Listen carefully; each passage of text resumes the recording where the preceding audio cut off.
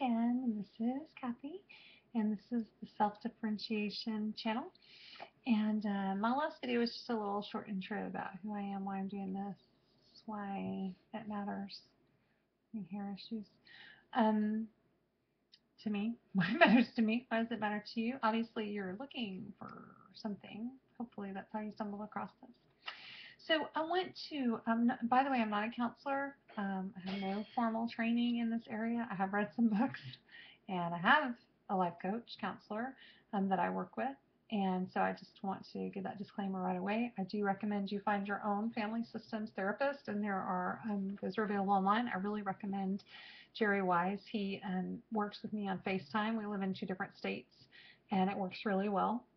It doesn't seem really any different to me than meeting with people in person, which I've done a lot of. So I really recommend Jerry, and I have linked to his uh, channel, which is the Family Tree Counseling channel. You have to search for his specific videos, but I linked to that in my introductory video. So I just want to talk about really briefly just one aspect of what is family systems therapy. First of all, family systems is a theory of counseling, and you can go to the Bowen channel, the Bowen Center channel, and hear about that and how it developed. You can read books about it. I'll maybe make a Pinterest page, or I have a Google Plus channel. Maybe I'll link to some stuff there for books that you can read. Growing Yourself Up is a good one.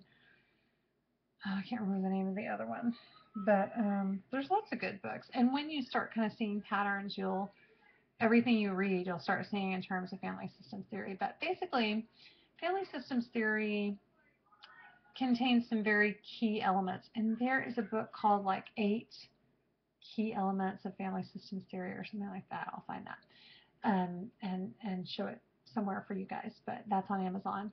But anyway, I want to talk to you today about just the concept of self. And as I've come to see everything in terms of self and not self, enmeshment or fusion, and not enmeshment or fusion, or what we would call differentiation, meaning I am different from you. And why this is such a problem in dysfunctional families, again, remember, I'm not a counselor, I'm just telling you what I've learned. Why this is such a problem in dysfunctional families is children so often either are forced to give up or choose to give up their self in order to survive or to help the family survive. So particularly in an ACOA or an alcoholic family, let me just take my family, for example. I had to give up some level of self in order to care for my parents. I had to, not that my parents weren't functioning, I mean, they had jobs. That's not what it's about. It's about more of emotional functioning, and emotional care, or spiritual functioning and care. So little me, little Kathy, got lost somewhere in there because I had to, one example would be like, if my dad is driving and he's been drinking, and he may not be paying attention to road signs or what he's about to hit or something like that. So I have to parent him a little bit. I have to, I'm maybe 8 years old, and I have to, watch and make sure I stay awake, and I watch for, what's coming down the road. So I have to give up a little of my childhood, a little of myself, to take care of his self, his, himself, his self. 2 words, not a reflexive pronoun. Um, so that's kind of sort of the deal. And there's all sorts of ways that kiddos give up self. They may do it because they're not supposed to talk about dad's drinking, or they're not supposed to talk about mom's anger, or they're not supposed to talk about the gambling, or the whatever the addiction is, or whatever the problem is.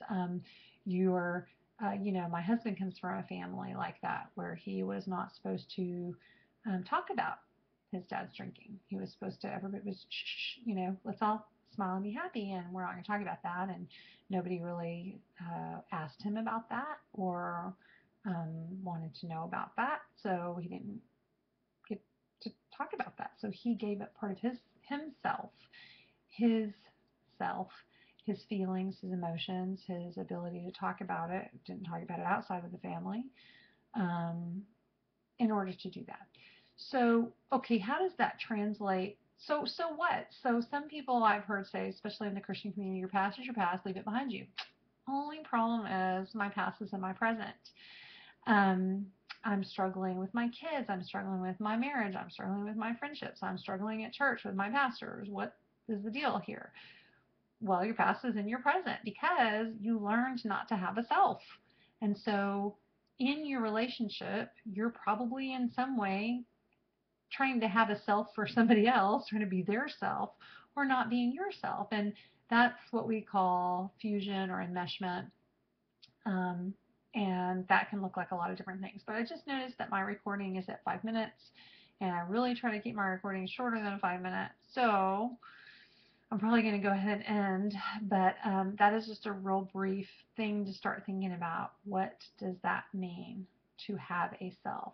Am I fully myself? Was there any way in my childhood that I wasn't myself?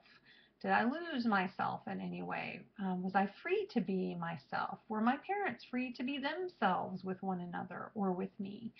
So just something to think about, having a self. And are you able to maintain self in your relationships with other people? And I will talk about that a little bit more in the next video, about what that might look like or what that might mean or how that might flesh itself out. Okay, thanks so much. Bye.